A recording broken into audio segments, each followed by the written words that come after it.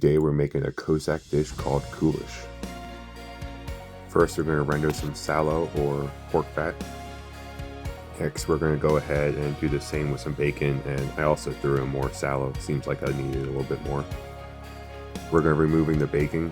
We're going to add that back later and save some for garnish. Now in goes the pork butt.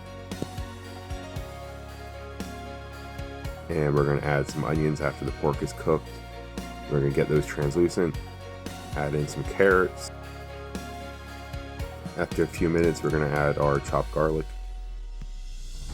A few more minutes later we add our millet. We're going to want that to cook and soak up a lot of that fat. Now we add in 3 cups of liquid water or like broth. I use a combination of vegetable stock and water.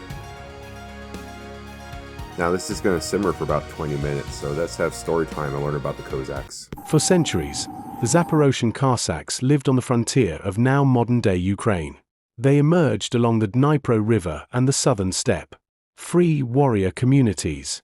Neither peasants nor nobles, but men who chose independence. They were farmers in peace and soldiers in war. At their height, many lived under the Cossack Hetmanate, a semi-autonomous state forged in conflict. They fought against the Polish-Lithuanian Commonwealth, stood against Ottoman and Tatar raids, and at times served, or resisted, tsars and kings alike.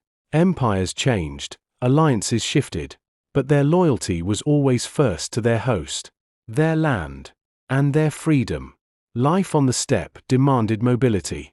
When the Cossacks rode out, they carried only what they could move: weapons, horses, and simple food. One of those foods was kulish, a single-pot meal made for life on the move. Grain, fat, onions, and meat, slowly cooked over an open fire. No excess, nothing wasted. Kulish fed entire bands after battle. It restored strength, warmed the body, and gathered men around the fire.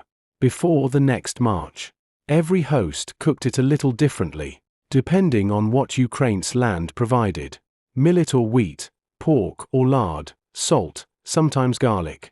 Simple ingredients, earned through hard days. For the Cossacks, food was survival, but the fire was fellowship.